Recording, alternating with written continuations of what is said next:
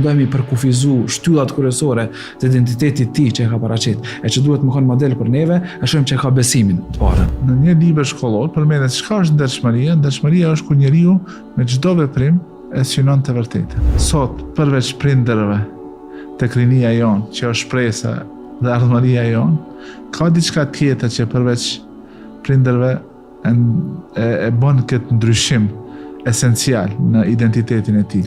Një prej gjanave që duhet me pas kujdes është që mos me leju rinin ton me u shkëput për identitetit tyne duke u ndjet atë vetëm. Njeriu në jetën e tij, nëse nuk e gjen Zotin, nëse nuk i kthehet fesë, nëse nuk i kthehet esencës, jeta e tij është pa përmbushur.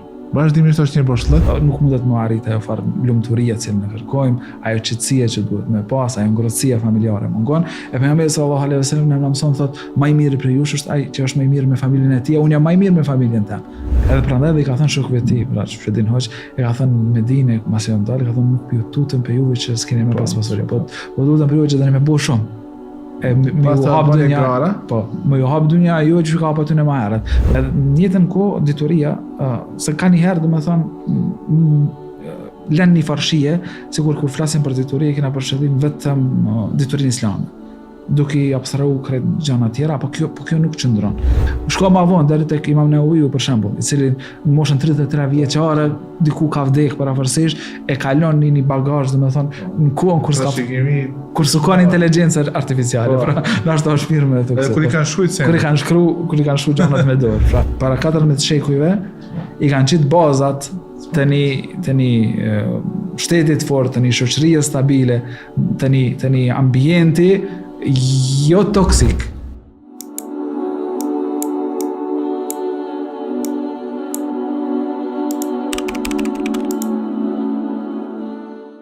Bismillahirrahmanirrahim, në emër të Allahut, mëshiruesit, mëshirëbërësit.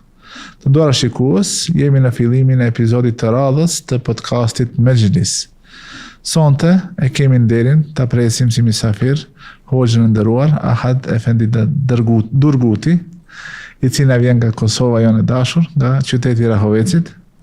I shprehim mirëseardhje. Mirësegjet, Allah shpërblet. Allah shpërblet që u përgjigjet pozitivisht në ftesën tonë. Me të vërtetë ishte një bashkëbisedim shumë i këndshëm, edhe nuk pash asnjë lloj vështirësie në atë komunikim me të cilin ju ftova që të jeni pjesë të këtij emisioni. Allah shpërblet. Allah në rroft për ftesën që. Sonte me Hoxhën e nderuar do të flasim pakës për atë mungesë që e kanë muslimanët në përgjithësi në jetën e tyre, por rinia në veçanti nga aspekti i modelit të cilin ata e ndjekin në jetën e tyre. Do të flasim për nevojën e rinisë, për modelin e pejgamberit ton Muhamedit sallallahu alaihi wasallam.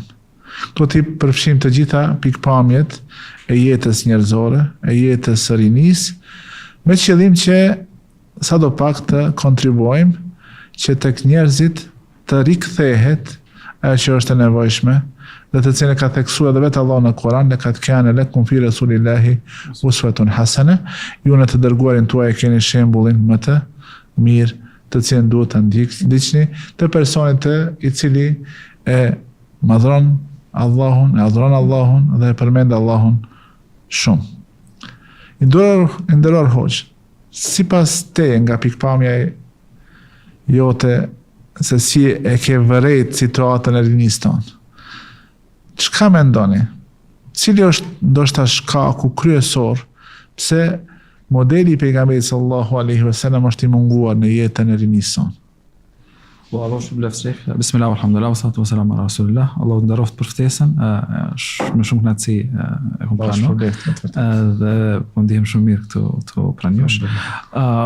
Nëse këshirim tash në kohën tonë pra bashkëkohore që qysh me vrejtë dhe me analizu, është një lloj një farë krize identitare, dhe është një qërientim i përgjithshëm.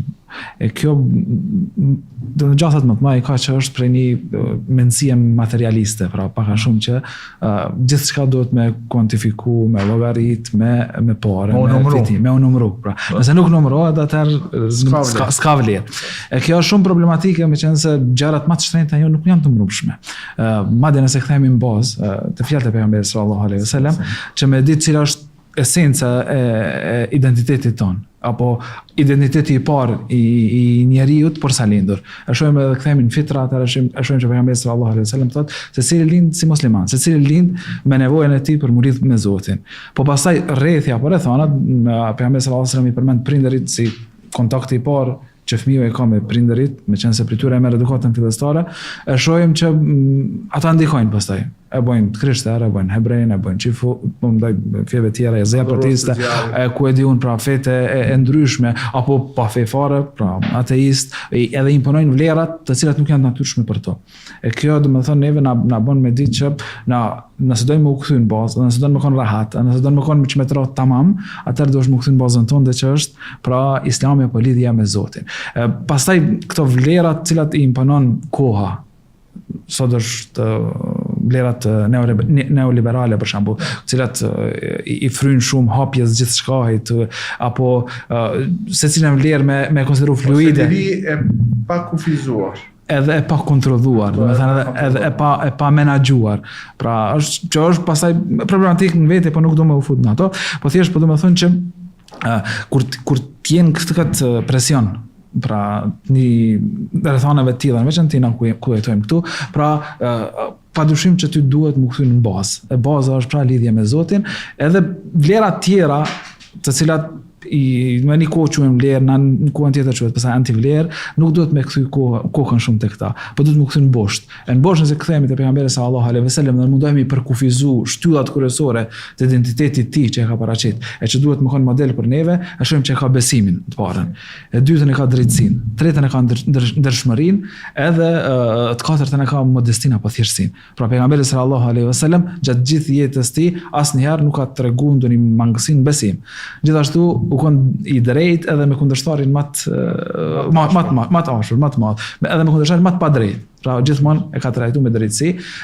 Në jetën ku e shohim që pejgamberi sallallahu alajhi wasallam u kon i ndarshëm, se kena përshëndim vetëm pjesën morale sepse është e padiskutueshme. Po edhe ndershmëria në kuptimin e besnikërisë. Ndershmëria që përmende në një libër shkollor, përmendet çka është ndershmëria. Ndershmëria është kur njeriu me çdo veprim e synon të vërtetën. Po. E kjo ka qenë pjesë e pejgamberit. E jetës modelit të pejgamberit sallallahu alaihi wasallam. Sinonimi ndershmërisë është Muhamedi sallallahu alaihi wasallam, që është shujt el-amin edhe as-sadiq. Po. Pra nëse shohim pra pejgamberin sallallahu alaihi wasallam edhe i drejt, besnik, po gjithashtu edhe dikush që nuk e ka trajtuar. Gjithashtu nëse marrim edhe aspektin e modestisë, pejgamberi sallallahu alaihi wasallam duke qenë pejgamberi i Zotit. E ke pa, do të thënë, situata ndryshme kur e ka jetu një jetë thjesht, modeste, pa pretendu asgjë që lidhet me të mirët e kësaj bote. Boshti identitetit është besimi, ajo që e quajmë natyrshmëria, po el-fitra. Ne e përmendëm hadithin e pejgamberit sa ku thotë se fe ebewahu, prindërit e tij ju hewidani, e bëjnë të jetë hebrej, të jetë krishter apo adhurues i zjarit. A mendon se sot përveç prindërve tek rinia jon, që është shpresa dhe ardhmëria jon, ka diçka tjetër që përveç prindërve e bën këtë ndryshim esencial në identitetin e tij? Padyshim ka faktor të shumt, ka faktor shumë, veçantë në epokën tonë kur po jetojmë është pjesa. I përmendëm ato faktorët material që është e joshin rinin, po. Ka faktor të shumt, dhe për secilin prej tyre ndoshta mundesh me bënë një emision të veçantë që me i trajtoj problemet të cilat i ka. Një prej gjërave që duhet me pas kujdes është që mos me leju rinin ton me u shkëput për identitetit tyne duke u ndihet atë vetmun. Për këtë arsye, do të them pejgamberi sallallahu alaihi wasallam u kon një strateg genial edhe në aspektin e kësaj. Pejgamberi sallallahu alaihi wasallam pra hipotezën e parë që ka bën Medina u kon muakha, vllazërimi, që nuk i ka lënë, do të them, trit e muslimanëve edhe më shumë, por në veçantë të rit me u shkapardher dhe ka kallëzu një kujdes të veçantë për rinin e tij. Pra për se boshti kurrizor i umetit nëse këtyr gjithmonë janë konë të rit. E ta marrim pjesën Mekke për shembull, sa u kon pejgamberi sallallahu alaihi wasallam Mekke. Ai aktivizmi i tij u kon që mi ftu të tjerët në Islam me paqe, me të mirë, jo duke shkaktu kaos. Në anën tjetër e ka marrë një grup të vogël relativisht nëse e këshyrim pjesën Mekke, edhe ka formu ekipin e tij fillestar me cilin pastaj e ka vazhdu davetin dhe në këtë formë e ka rujt prej sulmeve të ndryshme edhe është mundu që me arrujt identitetin e trive. Që të marrim për shembull çuçi ka fillu Islamin në Medinë apo çuçi është përgatit terreni për me shku pejgamberi sallallahu alaihi wasallam. Kush u kon ambasadori i tij? Musab ibn Umeri. Kur e këshyrim kush u kon Musabi? U kon një njeri shumë i pasur. Ama nuk është mashtru mas pasurisë. Që kjo është njeri kur të gjenë identitetin e vërtet fetar. Kretë gjithë shka tjetër më i duket... Kur e zbulon atë që e përmbush atë. Fix dhe më thonë. Se tash jetojmë në një periudhë të ankthit, depresionit, presionit shoqëror që më dukon më i miri, që më shkon gara, një konkurencë e vrasht me njëri tjetri. Ama kjo dhe më thonë është para që kohë se ty të mungon pjesa fillestare që është lidhja me Zotin. Në moment që ke lidhjen me Zotin, pastaj këto tjera bëhen më pak të rëndësishme, më të menaxhueshme. Sot efekti i tyre. Edhe ti kthehesh në origjinalin tënd, në ato që je, edhe për çka ka kriju Allahu i madh. Pra, te Musabi nëse e marrim. Musabi domethënë është një shembull shumë i mirë për të rit me e marrë. Domethënë, u ka një njeri i pasur. Pastaj kur e ka pranuar Islamin, familja e tij nuk e kanë ka jetuar një jetë luksoze, ka qenë njohur për luksin që e ka shiju në periudhën domethënë para Islamit. Kur e ka pranuar Islamin, i është dash një vjet me punu në Medinë që me botë terrenin gati pejgamberi sallallahu alajhi wasallam, edhe u kon 20 vjeç, pra rreth 20 vjeçar u kon Musabi në këtë kohë që po flasim. Për këtë arsye forca e ndryshimit është tek të rit, ama me menturimin e atyre që janë më herët hyqur në sigurisht se mjeshtër është ai i cili arrin që të riun edhe vajzën e re që të orienton në atë rrugë e cila e përmbush atë. Ne dimi se njeriu në jetën e tij nëse nuk e gjen Zotin, nëse nuk i kthehet fesë, nëse nuk i kthehet esencës, jeta e tij është pa përmbushur. Vazhdimisht është një boshllëk brenda tij, të cilin nuk ka mundësi ta mbush diçka tjetër përveç besimit në Allahun subhanahu wa taala. Prandaj është shumë e rëndësishme që ne në çdo aspekt të mundohemi që tek rinia të përçojmë këtë mesazh. Se jeta juaj e merr kuptimin e plot vetëm atëherë kur lidheni fort me Allahun subhanahu wa taala. Por kjo nuk do të thonë se duhet me neglizhuar edhe aspektet tjera. Asnjëherë. Dikush do më bo lider për shembull në ndonjë shkencë, do më bo shkencëtari më i mirë. Nuk mjafton të thotë unë lidhem me Zotin edhe do të ajo kjo është vetëm hapi i parë i cili ta lehtëson angazhimin e vazhdueshëm që ti me bë atë arritje. Kërkon punë prej te, kërkon sakrificë, kërkon përkushtim. Gjithsesi, pra boshti është besimi, por boshti nuk është i mjaftueshëm. Pra duhet me vesh edhe me material tjetër, edhe me materie tjetër. Me zbukuru, me historisë, pra dhe me ashtu. Nëse e këshyrim pra për këtë pjesën që e mi u përkushtu për shembull vetëm një aspekt. Pejgamberi sallallahu alajhi wasallam ka mesatar. Do të thonë është i njohur ai rasti me ata 3 persona kur shkojnë te pejgamberi sallallahu alajhi wasallam, edhe e pyesin për adhurimin e pejgamberit alajhi wasallam, nuk i lëm shumë përshtypje. Ata njëri për ty në thotë që une do të falem edhe nuk... Po garitën diçka pak është, po. Se me e falem më katët krete, ato që i ka bo dhe ato që si ka bo. Pejgamberi sallallahu alajhi wasallam, dhe më thonë, u kon për atyune që u kon më i devotshmi me dëshmi vetë Allahu të madhëm, dhe më thënë. Nuk ka dyshim këto. Po, ajo që po dhe më thënë është që këta 3 kur janë shku te pejgamberi sallallahu alaihi wasallam, njëri ka thonë do të falem, do të flej kur, tjetëri do të agjeroj edhe s'do të haj kur, tjetëri s'do të martohem, dhe më thënë, komplet fokusit dhe më kone tek adhurimi i Allahut, pejgamberi e ka kundërshtu këtë logjik. E ka thonë unë jam më i mirë edhe më i devotshëm, megjithatë edhe flej edhe falem, edhe agjeroj edhe ha, edhe martohem me gratë e mia, gjithashtu edhe vazhdoj jetën, domethënë dhe aktivitetet e tjera. Ajo është mesatarie. Edhe tjetra është pejgamberi sallallahu alajhi wasallam, nëse e marrim dhe analizojmë jetën e tij, hoxha shohim që nuk Pejgamberi sallallahu alajhi wasallam i është përkushtu momentit. Është një kulturë e keqe mendoj unë, korrektom nëse kam gabim. Kohës tonë që është ky termi multitasking, pra që mi bo shumë veprime brenda një kohë e asnjëri me përshëndrim. Këtë llogaritën si vlerë e shtuar. Po, nëse ke mund të bëj multitasking, atëre po jo çdo herë që bën multitasking është që bën më shumë detyra në një kohë, është i suksesshëm.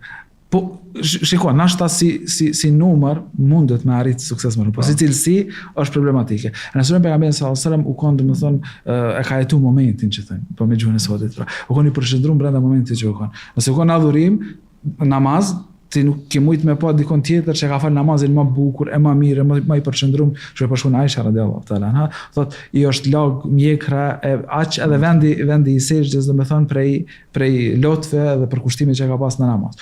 Pastaj është me fëmijë, me nipat e ti, me djemtë e Aliut të Fatimës, Allah që fitmashëm, se cilin për tyre, pra është duke lujt. E vjen ai beduini. Dua plotësu nevojat familjare që i kanë pas. Patjetër. Vjen ai beduini te pejgamberi sallallahu alajhi wasallam dhe i thotë, unë i kam 10 fëmijë kur nuk asnjë nuk puhet, po. Ase kanë për çafu. Atë pejgamberi sallallahu alajhi wasallam thotë, nuk është kjo është domethënë mentalitet gabim. Duhet më u përqendru. Është me Aishën radhiyallahu ta'ala, del edhe vrapon. Pejgamberi i Zotit, pra Aisha u kon 20 vjeç, domethënë kur ka lozë me pejgamberin sallallahu alaihi wasallam. Domethënë në secilin situatë pejgamberi sallallahu alaihi wasallam ka veprimin e duhur në kohën e duke u përkushtu, ama prapë ka pas menaxhimin e kohës në mënyrën e rregullt. Pra, është namazet ditore kanë shërby si një farë harte qysh mi randit gjërat.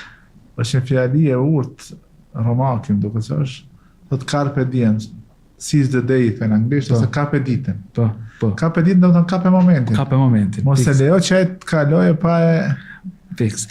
Pa e shfrytzuar në mënyrë që ta maksimalizosh, do të thotë kjo nuk është fjalë shqipe, po ta arrish maksimumin e asaj që ke pas mundësinë e pas për përfitime. Për këtë arsye, ky mentalitet mendoj se rinia sot shumë ka nevojë.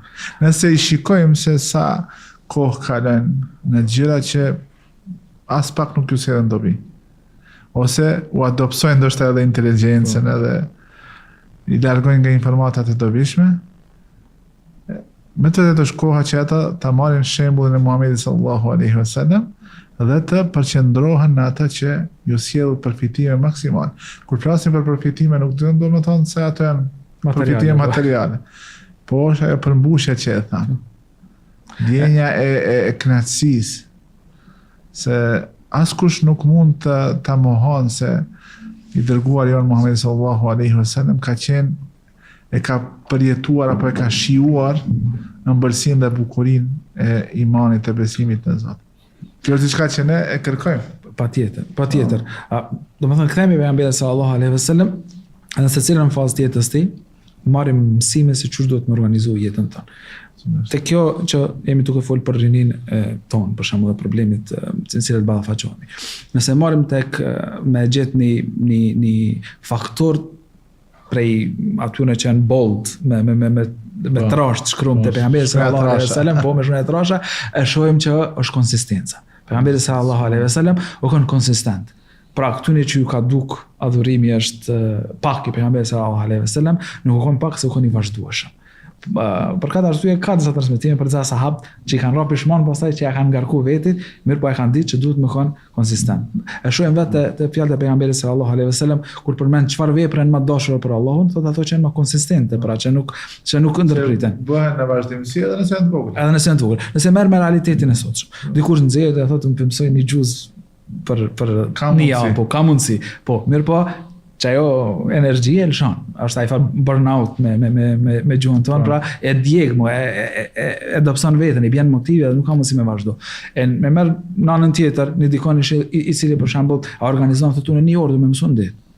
Ky ka mundësi pastaj me vazhdu domethënë me mësimin apo me aktivitetin cilin është i dobishëm edhe i mirë. Edhe në anën tjetër gjithashtu të rrit pra mirën me gjëra të cilat nuk i takojnë, nuk i duan, nuk ka nevojë për to. Pejgamberi sallallahu alajhi wasallam në hadith cilin kontestohet saktësia e tij mirë po për mbajtje dietarët e pranojnë min husnul islamil mar'i tarku ma la ya'nihi.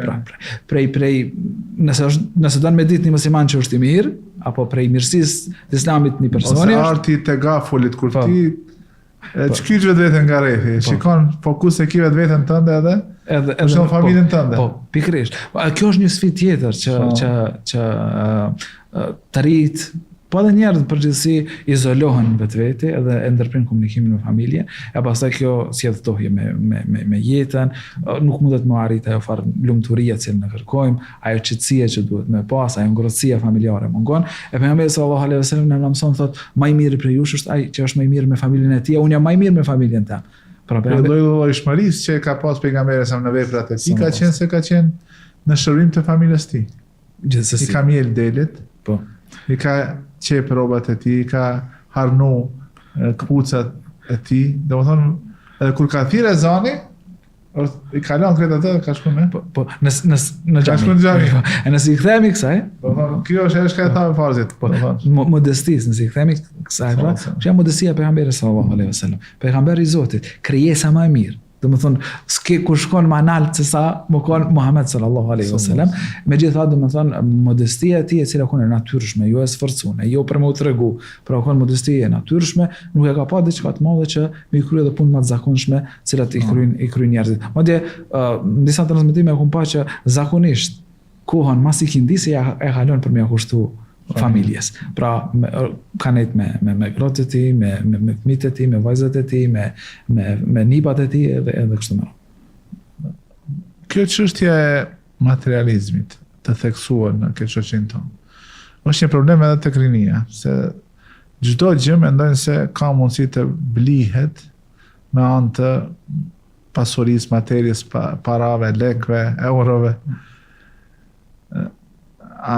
Nuk e dakord që pejgamberi sa mësin një model i personit tek i cili pasuria apo vlerat materiale kanë pas vlerë, ne nuk mundem se s'kan pas vlerë. Po. Por kanë qenë të vendosura në atë renditje pak më por se sa ajo kënaqësia shpirtërore apo ëmbëlsia e imanit që e ka pas. A nuk është më motivuese për rinin diçka që është më me vlerë se këto gjëra materiale të cilat fatkeqësisht janë bërë pjesë të motivuese kryesore të njerëzit. Pikërisht, domethënë, kjo koha na që po jetojmë, pra është koha e diplomave, koha e pozitave, koha e një emri, një titulli të caktuar. Dhe kjo padyshim që ty pastaj ndërtohet një lloj rrethi, një lloj mendësie, bëhet trendi që ty me kon i tillë. Diplomën time e kanë vërtetuar 5 doktora. Pra, domethënë kjo është domethënë rruga e gabuar, nuk është inkurajimi i pejgamberit sallallahu alaihi wasallam. E para tek pasuria dhe materializmi nëse nalemi, pra që gjithçka me e kthyn lek, në parë, në euro. Ja ai ka pas mundësi. Ja askush. I kanë ofruar mbret më, i kanë ofruar më pasuri. Gjitha. Edhe ka vdekur duke qenë borxh. Edhe ka kur i kanë sjell pasuri, nuk ka qenë më shumë se ditë pa e shpërnda. Edhe prandaj dhe i ka thënë shokëve të tij, pra Shedin Hoxh, i ka thënë Medinë, masi jam dalë, ka thënë nuk ju tutëm për juve që s'keni më pas pasuri, po lutem për juve që tani më bëj shumë. Më ju hap dynja, më ju hap dynja ju që ka aty në maherët. Po gara ju që kanë bërë ata maherët, edhe pastaj më shkatërru që ishin shkatërruar ata maherët. E kena shembullin e Karunit, nëse kthehemi edhe shumë maherët. Nuk ka bërë dobi kur gjë pasuria e tij. Pra, më veçantë nëse kena edhe vetdijen që risku jon është i caktuar për Allahut. Na e kena zgjedhjen të me caktim të Allahut nëse dojmë fitu në mënyrë halal apo në mënyrë haram. Po nuk mund me ta i kalu që thotë që Allahu na e ka caktuar për neve.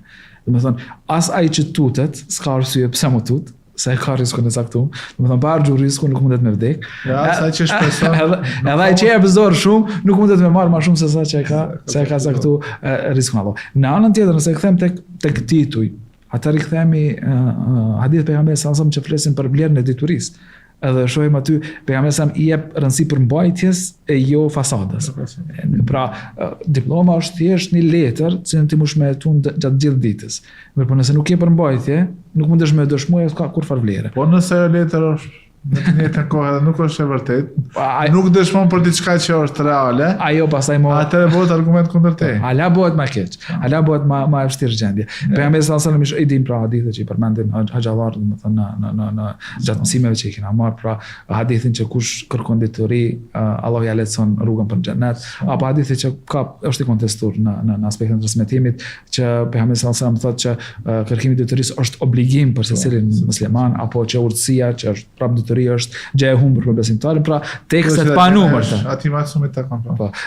Tekstet e lekët i vendosin krahat tek ata që e kërkojnë diturinë si në shenjë kënaqësie, apo për dietarët edhe pershit luten e bëjnë istikfarë në deti. Pra janë hadithet pa numër, thuajse pa numër, sepse numërohen edhe ato numërta.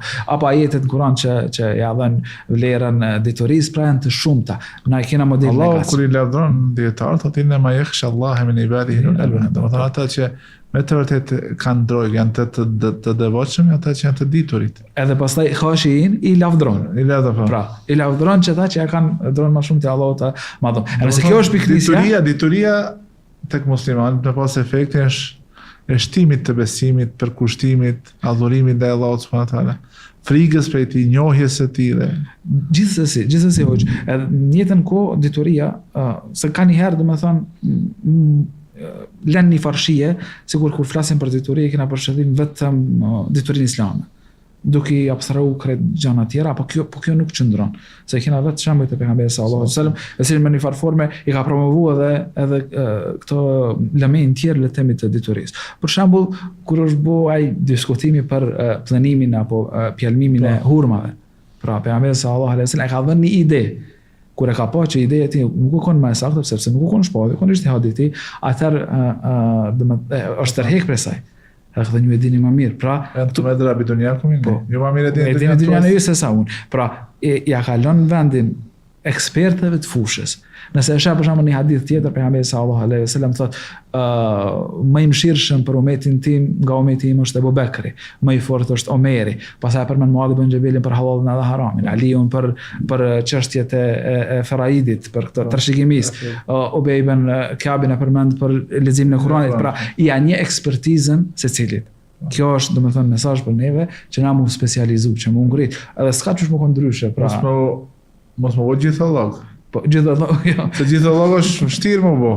Se ne kemi kapacitetin intelektual. Sa do që me qenë inteligent, sa do që me pas aftësi intelektuale, është e kufizuar, prandaj më e mira e së mirës është që të përqendrohemi te një specializim të ngushtë edhe të tregojmë atje aftësitë tona që i kemi. Gjithsesi, pra, është duhet me mësimi sistem e para.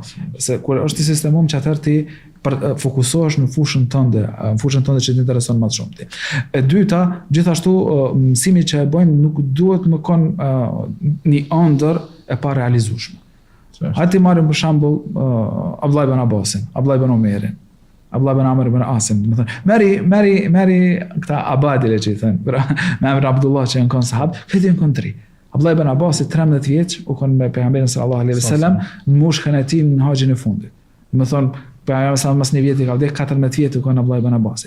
Mas 5-6 vjetë bëhet dietari më eminent i Medinës. Të cilën e merr Omer radiallahu anhu, e merr në këshillën e tij. Po, e merr brenda ekipit këshillues. I ke Aisha radiallahu ta'ala anha. Kur ka vdek pejgamberi sallallahu alaihi wasallam u kon në 20 e saj. U kon dietare botës, pra ma eminentja. Prej saj pastaj kanë mësuesit e njerëzve. Po hajde të marrim edhe te tabiin për shembull. Merë Imam Abu Hanifen, Allahu e mëshiroft. Thuaj që 20 e tij është kur i ka vu themelët e mëdhëbit të tij, që është i përhapur tash anë kënd botës.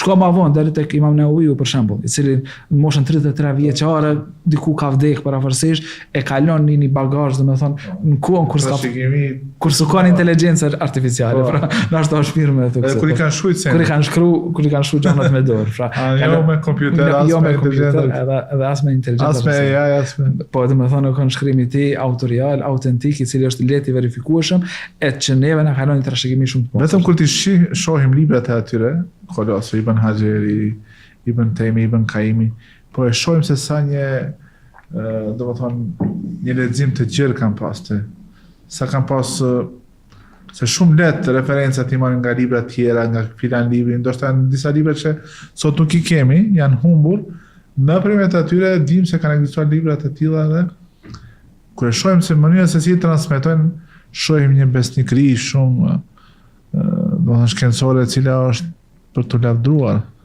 Kjo tregon se dituria në Islam nuk është diçka që ti e përvetëson për veten tënde dhe mundohesh që ta lartësosh veten mbi të tjerët, por është një punë kolektive që dietari i vërtet është ai i cili e vlerëson edhe domethënë e vendos në vendin e duhur edhe punën tjetër kujt. Nuk është që dikush sot fatkeqësisht e kemi këtë probleme plagiaturave, ku njerëzit i vjedhin apo i marrin punimet e tjetër kujt edhe nuk i përmendin ku e kanë marrë. Ndërsa realiteti duhet me qenë se nëse ke dëgjuar diçka prej dikujt, referohu atij. Tregoj referencën sepse kjo nuk ta humb vlerën. Përkundrazi ta ngre. Domethënë kretë kjo kthehet tek ai parimi fillestar, pra. Mbi çka është motivi fillestar, çka të shtyn ti me shkruan një libër, çka të shtyn ti me marrë një ders, çka të shtyn ti me bëni paraqitje. Pra nëse është për me ngrit veten, atëherë ty nuk je interesuar me ngrit edhe të tjerat, as me i përmend të tjerat, përkundër përpiqesh me shkatërua mbi garmallat e tyre pastaj më ndërtu.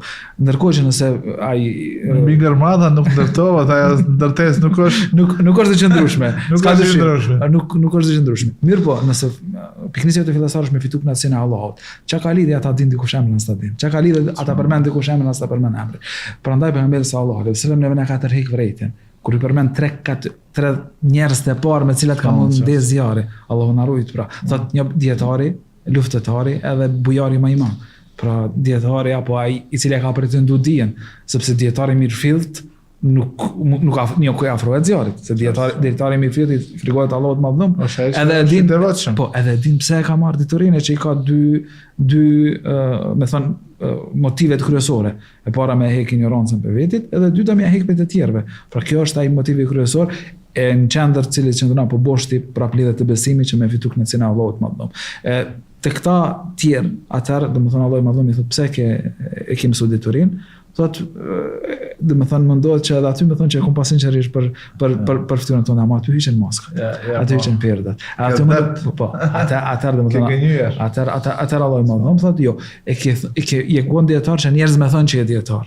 Që njerëz më thonë që je profesor, që je doktor, që je magjistër, që je akademik, ku e di unë. Edhe kanë thënë, e ke marrë domethënë shpërblimin tënd.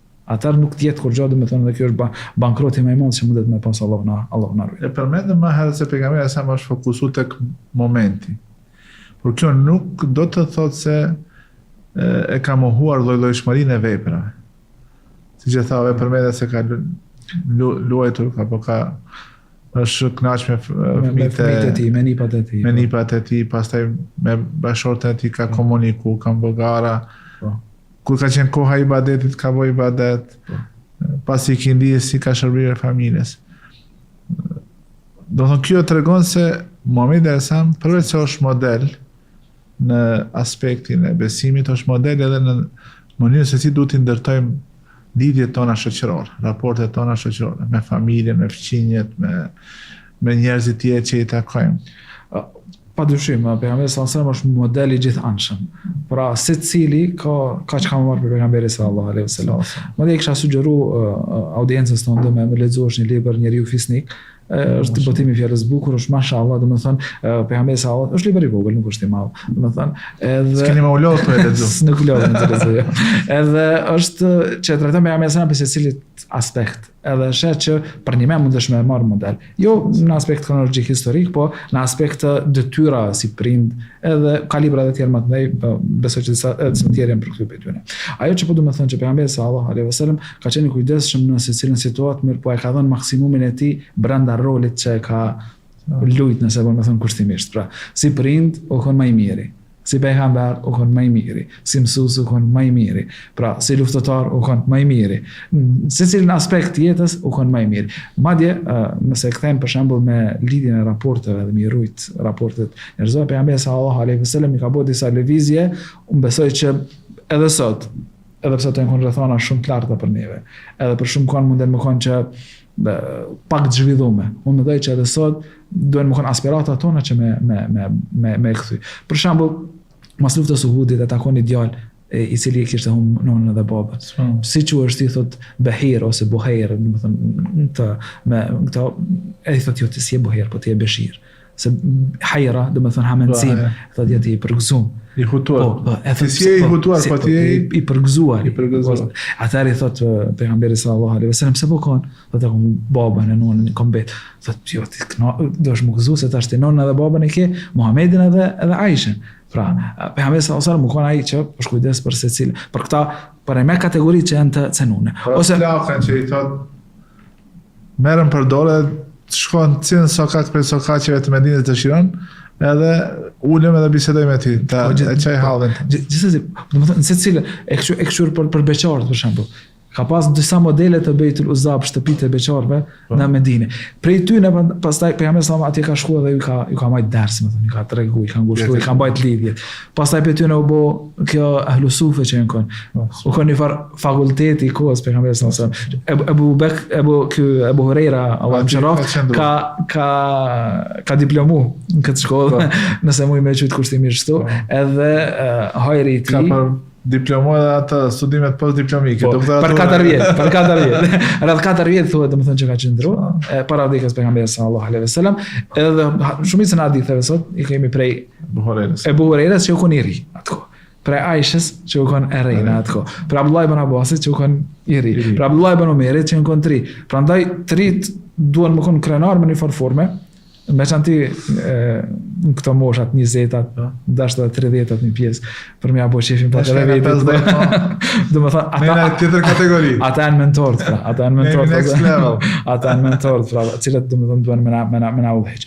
Këta në këtë mërë duen më krenu, sepse moshatarët e tyne, para 14 shekujve, i kanë qitë bazat të një shtetit fort, të një shoqërie stabile, të një ambienti jo toksik që në të jetu dhe të përjetu sot, po të një ambienti qetë, rahatisë shpirtërore, vllazërisë së plotë dhe lidhjes me njërin tjetrin. Edhe biografitë e këtyre trive, prej sahabëve, radiallahu anhum, janë argument për juve, rini, se unë tashmo jam të shku ka fleshni, se ju keni mundësi, keni atë që quhet fuqinë potenciale, që e bën ndryshimin e duhur.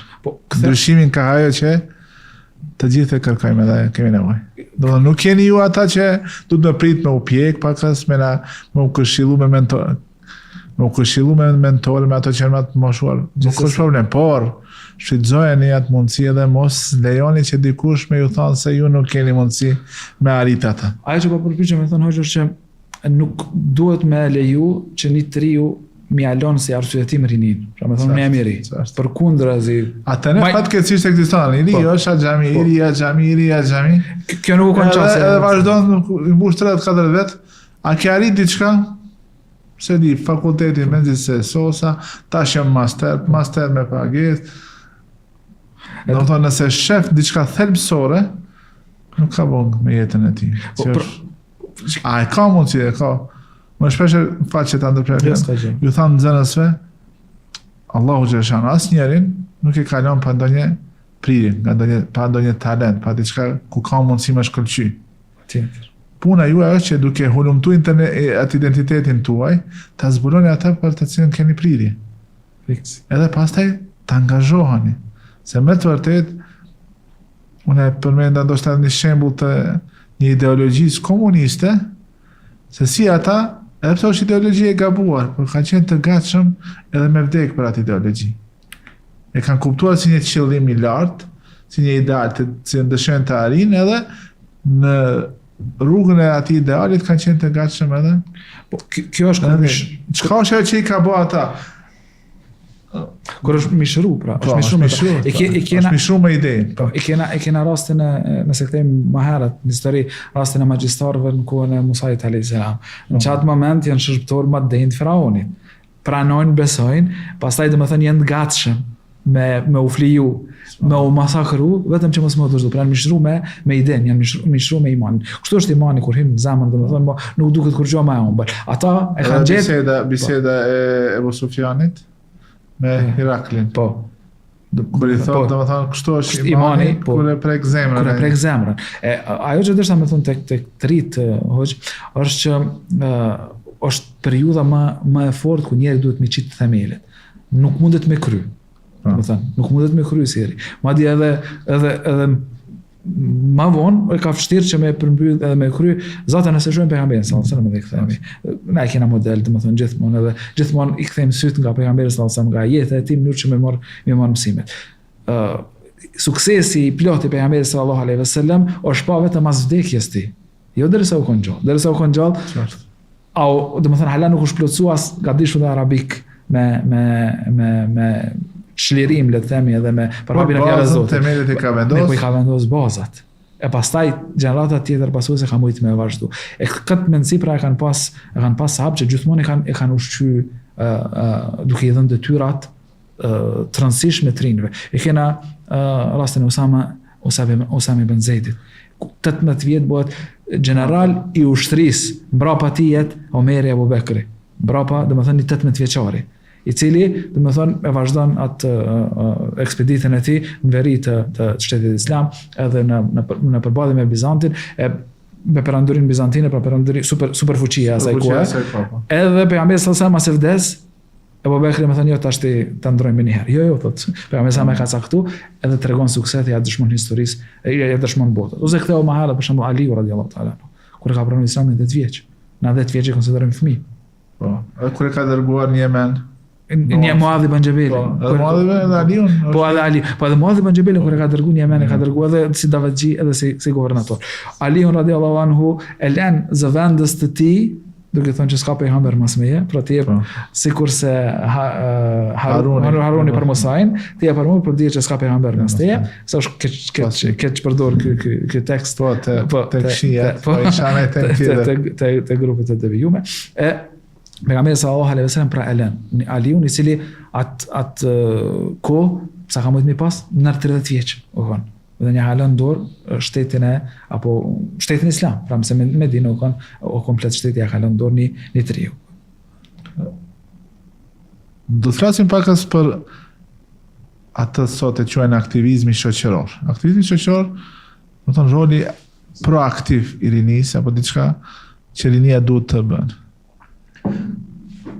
Në çfarë mënyrë mundemi të përdorim modelin e pejgamberit sallallahu alajhi wasallam për me i motivu? Ne i përmend disa çështje, por cila sipas teje është fusha në të cilën rinia e vetëdijsuar, rinia që ka kuptuar rëndësinë e besimit edhe e cila pretendon se ndjek rrugën e Muhamedit sallallahu alajhi wasallam, duhet me qenë më aktive në mënyrë të duhur për me sjell atë ndryshim që të gjithë e shpresojmë ka më e mirë. Po, nëse kthehemi te aktivizmi shoqëror i pejgamberit sallallahu alaihi wasallam, atëherë më marr model më së pari në tema, pra cilat janë temat që duhet më na interesojnë, që më aktivizojnë. Edhe dyta, duhet na më marr edhe në metoda apo në mënyra. Është interesant që pejgamberi sallallahu alaihi wasallam rreth 20 vjet para se më u pejgamber e ka filluar aktivizmin e tij shoqëror. Do të thonë, thjesht si njeri, jo si dikush që ka shpalljen, jo dikush që po vjen shpallje për Allahut madhnu, me inspiron për Zotit, jo, do të thonë si thjesht si i ri, atë kanë 20 atë. Po, 20 e tij. 20 e tij u kanë, do të thonë, është 20 janë shumë e rëndësishme. Bëjmë triala. Hilf al-fudul. Po, që janë mbledhur dhe kanë bënë një aleancë të njerëzve me vlerë, edhe pika kryesore aty u kanë që të ndihmojmë secili që i bëhet padrejti. Madje në këtë marrëveshje, le të themi, në këtë aleancë që e kanë bë, shumë mas vdekjes pejgamberit alayhis salam, shumë, disa vite mas vdekjes pejgamberit sallallahu alaihi wasallam, akoma janë ftuar njerëz. Edhe kanë thënë nëse nuk më jepni ajo që më takon, unë i thirrem në Hilf al-Fudul, pra në aleancën e njerëzve me vlerë. Ka thënë Leuduitu, le Egjiptu, prapë isha kthy. Edhe në Islam, me pathir prapë isha shahidu, më thënë këtë Islami si bot kuptim si mënyra se si ndërtohet shteti i garanton këtë edhe lufton pa drejtësinë çdo. Mirë, po kjo nuk e mohon që me kanë pjesë e asaj. Secilin aspekt të kësaj. Tjetra pejgamberi sallallahu alajhi wasallam përmendë me hetimt. Pra ka kallzuar një kujdes të veçantë. Madje përmendet në hadith se pejgamberi sallallahu alajhi wasallam thotë që ai i cili ndihmon apo as-sa'i, pra që vrapon për jetimet edhe për vejushet, për gratë e veja në veçanti, thot është njëjtë sikur sa ai që lufton në rrugën e Allahut. Pra i jep mesazh njerëzve që duhet më kujdes për këto kategori, që duhet më pas një aktivizëm për këto. E përmendëm për beqart, për shembull, Bejtul Uzab, që nuk është në konstruktin apo mënyrën që e perceptojmë sot na, megjithatë janë kanë disa beqartë në Medinë, ku pejgamberi sallallahu alaihi wasallam i ka udhëzuar dhe të tjerë me shku edhe më ustrehu që nuk kanë pas familje. Pra, ata që janë pas tre, pejgamberi sallallahu alaihi wasallam ka marrë atë aktin thëmë gjenial, politikë gjeniale që kanë vllazëruese. Nuk e ka lënë që njerëz me kanë në rrugë, po me pas një kulm, një streh me pas. Pra pejgamberi sallallahu alaihi wasallam nëse sheh se cila shtresë shoqërore që është për një me të cenushme, jo me pallavrat e sodit për shtresa të cilat domethënë janë më shumë smundje se sa edhe na i shesin neve si kategori të cenushme. Po ata që janë vërtet të cenushëm, sikurse jetimet, sikurse gratë që nuk i kanë burrat e tyre, sikurse njerëz që janë të pastre, sikurse të varfërit, domethënë që s'kan mënyrën çush me siguru kafshatën e gojës. Pastaj e ka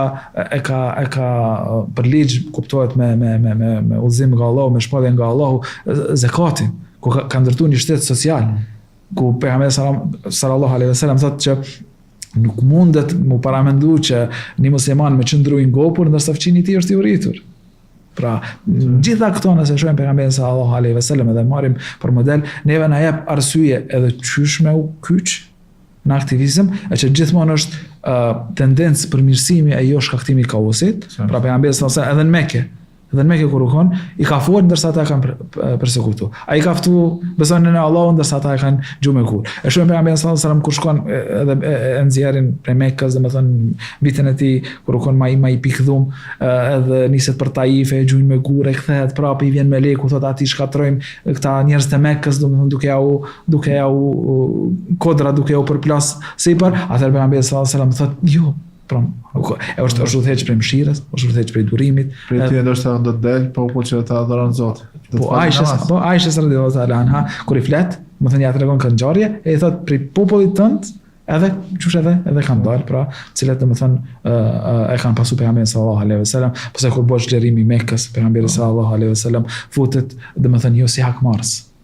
Pra, në secilën fazë ti, në secilën rrethon ti, pejgamberi sallallahu alaihi wasallam neve na jep model se çush duhet me kon aktivizmi jon edhe çka duhet me mëtu. Pra, cili është ai motivi që ty tema ku do ta angazhohemi edhe mënyra çush me mënyra më e mirë për ta menaxhuar atë. Gjithsesi. Ne jetojmë në shoqëri që janë skajshëm të politizuar. Fatkeqësisht.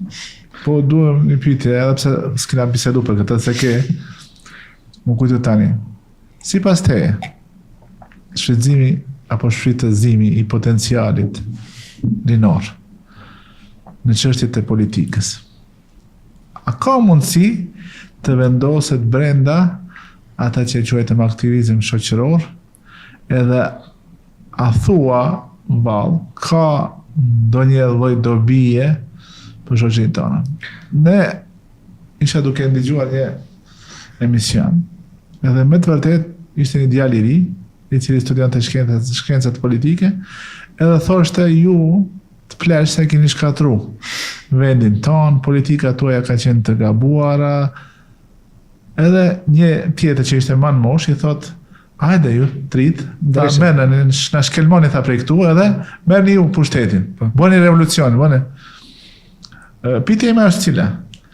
Nga mënyra se si e njohim pejgamberin sallallahu alajhi wasallam, dhe nga mënyra se si e ka zhvilluar thirrjen islame, edhe edukimin e gjeneratave të cilët pastaj i kanë sjell në jeta ta quaj me plot liri perandori islame që ka lulëzuar edhe qytetërim i cili e ka sjell dritën në anën mban botës, në lindje dhe në perëndim, dhe në veri dhe në jug.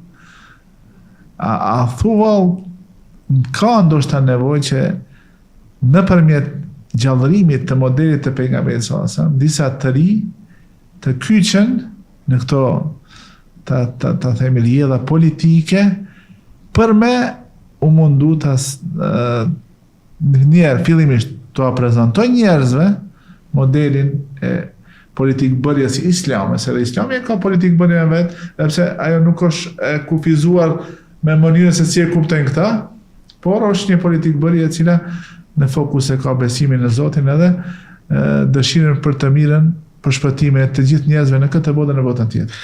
Po, Pa ndoshta zgjata pak as edhe ndikova. Ja, Allah shpërblet. E qartë, domethënë, na e kena përparim prapë Muhamedit sallallahu alaihi wasallam, i cili thot më i miri prej njerëzve apo më i dashur te Allahu prej njerëzve është ai i cili është më i dobishëm për ta. Pra, muslimani duhet të qenë i dobishëm në secilin segment të jetës tij, pa marrë parasysh fush veprimit të tij. Kudo që është, duhet të mundu që të qenë i dobishëm për njerëzit. Nëse kjo është piknisja, pastaj detajet tjera janë më pak të rëndësishme.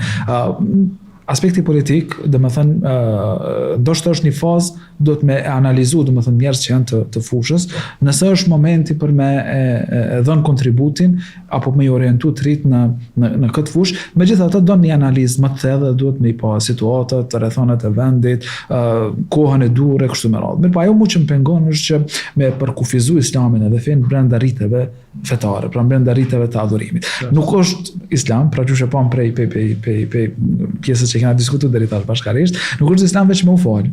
Pra, nuk është adhurim veç me u fal. Është adhurim edhe me ngajt edhe me ndihmu kategoritë që janë të cenueshme. Ose pejgamberi sallallahu alajhi wasallam në hadith tjetër thotë që po punën nëse bën ta përkryej, edhe kjo është adhurim. Po, patjetër. Kjo është domethënë prej veprave që i don më shumë ti Allahu. Allahu e don domethënë një vepër që kur të bën me e përkry, me boj të kanë, pra me përkry në mënyrën më të mirë. Nëse sheh prapë pejgamberin sallallahu alaihi wasallam thotë që për mua është më e mirë me hasme një vëlla tamin derisa të ja kryj punën, se sa më ne ndihmoj të kov në xhami. Xhamin e pejgamberit sallallahu alaihi wasallam ku ni namaz është sa nimi namaze. Pra, ai motivi jon që na udhëheq neve në aktivitetet tona gjatë jetës, pa marrë parasysh fushë veprimit, pa marrë parasysh hapësirës që i ke për me kontribu, duhet më konë që mi bo dobit njerëzve. Nëse kjo është piknisja, nëse kjo është motivi, unë besoj që me lejen e Allahut, kudo që është musliman është i bereqetshëm sikurse shiu, kudo që bjen, ai sjell bereqet. Se këto shoqëri tona me këtë politik bërjen që e kanë, deri në një masë shumë të madhe e keqpërdorin. E keqpërdorin, domethënë fuqinë edhe potencialin edhe elanin që e ka rinia. Po fatkeqësisht. Është ne flasim për këtë si një tërsi, nuk e flasim vetëm si një domethënë rrugë të vetme që me u angazhuar në politikë. Jo, ti e përmendë se adhurimi është shumë anshëm. Edhe prej politikë bërjes islame është kjo, që ti me qenë i dobishëm për njerëzimin në përgjithësi, për shoqërinë tënde në veçantë dhe për vetën tënde dhe familjen tënde. Nëse ne angazhohemi, apo rinia me atë fuqinë e vete që e ka, me atë energjinë potenciale që e ka, nëse sjellin një model të mirë dhe të bukur të njerëzve që nuk korruptohen, të njerëzve që nuk lejon të shantazhohen, të njerëzve të cilët i kanë parimet e caktuara, domethënë morale që janë të paluhatshme.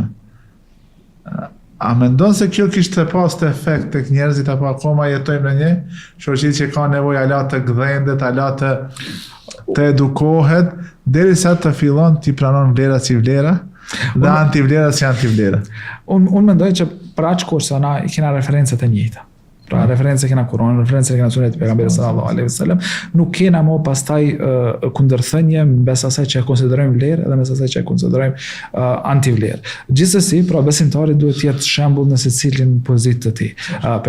Besimtarit pra nuk është e paramendueshme për besimtarin me gënjy. Pra dim kur pejgamberi sallallahu alaihi wasallam në hadith thotë, ndodh që me ushqit, pra me muslimani pra me ndodh që me kryer një vepër amoralitet, për epshit mundet edhe më mashtru. Mirë po me gënjy, asesi. Pra nuk është e mundur që në musliman me gënjy. Para aq kohë sa ka vetdijen e tij fetare dhe është i lidhur rreth boshtit kryesor. Apo pejgamberi sallallahu alaihi wasallam në hadith tjetër thotë, e vërteta që në mirësia që në xhennet, derisa pastaj shkuarste Allahu sikurse i vërtet apo i sinqert. Dhe në anën tjetër gënjeshtër që në xhenem edhe shkuarste tek Allahu si gënjeshtrar. Pra pejgamberi sallallahu alaihi wasallam nëse marrim jetën e tij, kur nuk ka gënjy, as në shaka, as seriozitet, as njerëz ka tradhtu. Edhe ky është modeli më i mirë për secilin që don me marr model. Na modelin e kena të gatshëm. Nuk ka nevojë me zbulu ujin e vogël që thënë tani, nuk ka nevojë me zbulu ujin e nxehtë. Pra pejgamberi sallallahu alaihi wasallam është aty që na më marrim mësim për të. Vetëm duhet me përhap në mënyrë praktike që njerëzit ta shohin me të vërtetë se e kemi për një me. Ja duhet me shpërfaq. Pra nëse ne besojmë vërtet në të vlera, që unë besoj që besojmë, pra besojmë në të vlera, atëherë nuk ka sens me besu mbi disa vlera, pastaj mi shpërfaq disa tjera. Prandaj është problematike, është një gjendje jo aq e kënaqshme. Kjo është pasojë e mungesës të vetdijes fetare, edhe një emision si ky, një iniciativë si kjo, unë besoj që kontribuon shumë në ngritjen e vetdijes, edhe të rit më shumë, e gjitha shtresat duhet me ngrit gjithmonë vetdijen e tyre fetare. Sa më i vetdijshëm në mënyrë fetare, nuk fetarisht pra në këtë rast pra në Islamin, sa më shumë që e një Islamin, sa më shumë që e një pejgamberin alayhis salam, sa më shumë që e një Zotin, aq më i dobishëm dhe më mirë bëhesh për shoqërinë. Aq më shumë je proaktiv. Aq më shumë je proaktiv. Nuk mbyllesh në vetveten tënde, por rezaton dobin për njerëzit dhe për vetën tënde tek. E din prap themi te hadithi e pejgamberit alayhis salam, i cili thot një musliman që përzihet me njerëzit është më i mirë se sa dikush që izolohet me adhuru Allahun. Pra e patëm rastin që përmendëm më herët hadithin që pejgamberi sallallahu alaihi wasallam, pra me ja kry punën dikujt, mos me ja kry prej pozitës që je. Domethënë, nuk është patjetër se ti më shku me marr për dorë edhe me kry punë. Krye punën shumë njerëzve. Kur duke ja kry punën njerëzve, në këtë formë bëhesh domethënë më i dobishëm për shoqërinë tërësi, edhe je musliman më i mirë, edhe të llogaritet më shumë se sa pra me nejt në itikaf në xhamin e pejgamberit sallallahu alaihi wasallam. Hoxhë nderuar, dalë arritëm deri tek fundi i emisionit. A ke ndonjë porosi të fundit për të rit? Që dash që ti motivosh me fjalët e tua të përzgjedhura, që ti kthehen studimit të historisë së pejgamberit dhe ta marrën atë si model në jetën e tyre. Allah është përbleft, hoxha, ka si që isha me ju edhe shumë bisede kanë shme për mua, s'paku prej anasime. Allah të ndarofton për të rit edhe për muslimanët në tërsi, i porosis që t'ja kem frikën Allah të madhëm. Në veçanti në këtë epokë kur po jetojmë, kur njeriu ka mundësi më vetmu edhe thjesht një klikim është larg gjunohit, me ditë që Allah i madhëm është duke mbikëqyr, është duke shiku, edhe veprat të cilat i bën në vetmi janë ato që janë më të sinqerta. Prandaj pejgamberi sallallahu alaihi wasallam kur i përshkruan 7 grupet e njerëzve që kanë mëkonë në hijen e tij në ditën kur s'ka hije tjetër, është edhe ai i cili i rrjedhin lot përderisa kur e përmend Allahun apo kur e kujton Allahun, çka do thot dikush që e bën të kundërtën, pra është vetëm edhe pastaj e shfryzon vetmin duke injoruar që Allahu i madhëm është duke e pa, çu treguohet në hadith e pejgamberit sallallahu alaihi wasallam, që Allahu e sheh edhe milingon apo burrecin e zi në gurin e zi dhe ja dëgjon hapat e saj në natën e errët. Pa Allahu i madhëm na sheh. Na duhet ta kemi këtë vetdije që Allahu është duke na pa, edhe nëse veprojmë mbi këtë vetdije që me kënaq Allahun e madhëm, që duke ditë që ai është duke na mbikëqyr, duke na pa, me lejen e Allahut secila vepër ajo inshallah ka më bëu më e mirë, edhe i ftoj që me pa praktikisht tek pejgamberi sallallahu alaihi wasallam, edhe tek shokët e tij, në veçantë tek sahabët e ri për rinin ton. Allahu shpërblet. Është vërtet na e bën hall nëse do shta ju ndërpretën disa raste, por kështu e ka biseda. Të dorë shikues, vëllezër dhe motra, ky ishte epizodi i podcastit në Mejlis për këtë javë. Ju përshëndesim dhe shihemi në emisionet e radhës. Asalamu alaikum wa rahmatullah.